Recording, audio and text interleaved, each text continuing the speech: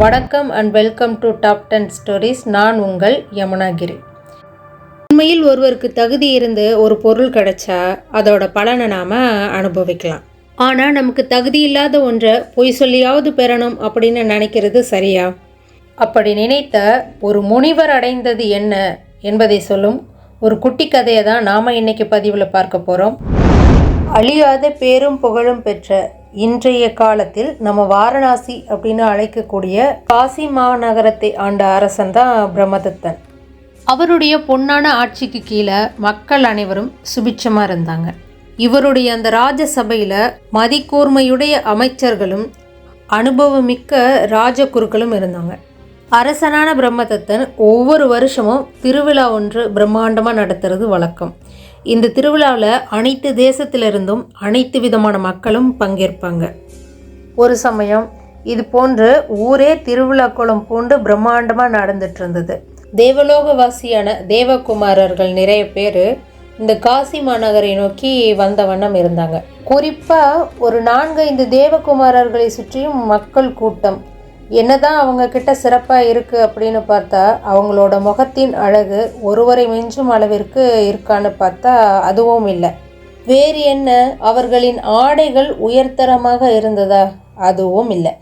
என்னன்னா, மற்ற தேவர்களை காட்டிலும் அந்த 4-5 தேவகுமாரர்கள் வண்ணமயமான மலர் மாலையை அணிந்திருந்தது. அதிலிருந்து வரக்கூடிய அந்த நறுமணம் பூலோகவாசிகள் முன்பின் அறியாத அந்த மலர் மாலையின் நறுமணம் தான் காரணம். இதுக்கு முன் இப்படிப்பட்ட வாசனையை அவங்க நுகர்ந்ததே இல்லை. அரசன் முதற்கொண்டு அங்கிருந்த அனைவரையுமே அந்த வாசனை ஈர்த்தது. இதனால் அங்கிருந்த எல்லாரும் அந்த தேவகுமாரர்களை பார்த்து இந்த மாலையை நாங்களும் அணிந்து கொள்ள ஆசைப்படுறோம் அப்படின்னு கேட்குறாங்க.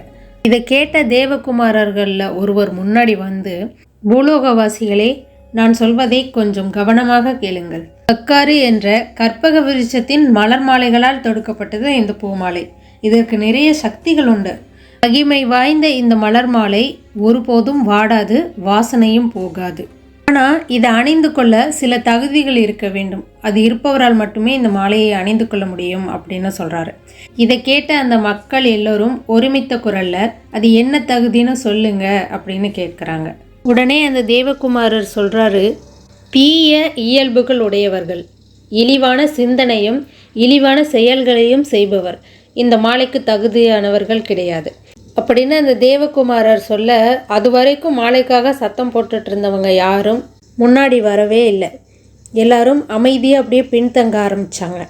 இரண்டாவதாக ஒரு தேவகுமாரர் முன்னாடி வந்து, பிறருடைய பொருட்களுக்கு ஆசைப்படாதவர்கள் எவரோ, அடுத்தவருக்கு கெடுதல் செய்யக்கூடிய பொய்களை பேசாதவர் எவரோ, பேராசையினால் தீய வழியில் பொருள்கள் ஈட்ட நினைக்காதவன் எவனோ இந்த மாலைக்கு தகுதியானவர்கள். அவர்கள் முன்னாடி வந்து இந்த மாலையை வாங்கிக்கலாம் அப்படின்னு சொல்கிறாரு. சத்தமெல்லாம் குறைஞ்சிருச்சு, அமைதி நிலவுது, யாருமே வரல. அப்போ அந்த கூட்டத்திலேருந்து ஒருவர் மட்டும் முன்னாடி வராரு. யாருன்னா, அந்த ராஜசபையில் உள்ள ஒரு ராஜகுரு.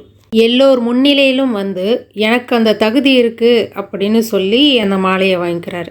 காரணம் என்னன்னு கேட்டிங்கன்னா வேறு ஒன்றும் இல்லை, பொய் சொல்லியாவது அந்த தகுதியையும் அந்த தகுதிக்குடைய மாலையையும் அடையணும் அப்படின்ற எண்ணம் தான். இப்போ அங்கே நடந்துட்டு இருந்ததை மக்கள் அனைவரும் பார்க்க, இப்போ கூட்டத்துக்கு முன்னிலையில் இரண்டாவது தேவகுமாரன் வந்து பேச ஆரம்பிக்கிறாரு.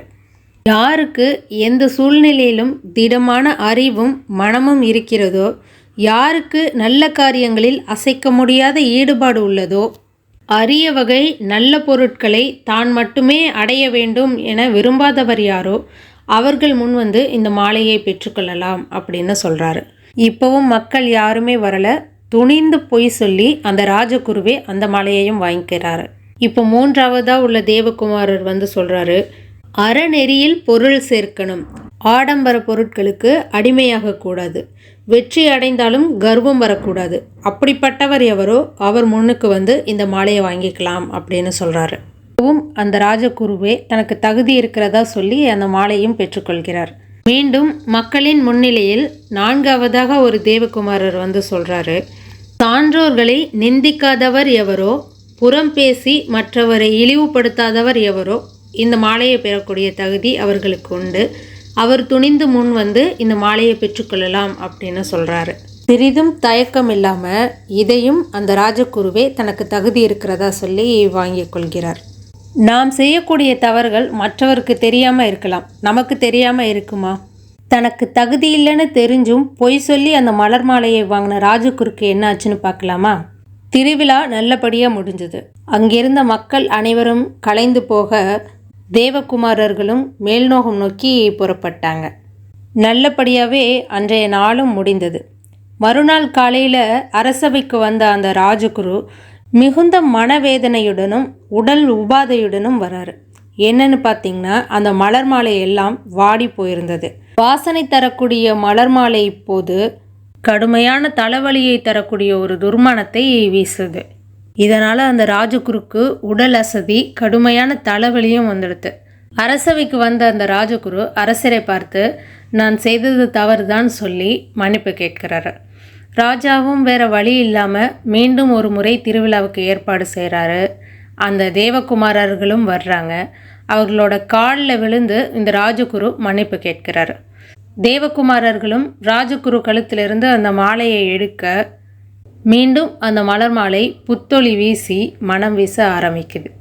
அங்கிருந்த எல்லோருக்கும் அந்த ராஜகுரு பொய் சொல்லியாவது தகுதியில்லாத ஒரு பொருளை பெற நினைப்பவர் எவரோ அவருக்கு என்னுடைய இந்த தண்டனை ஒரு பாடமாக இருக்கட்டும் அப்படின்னு சொல்கிறார்.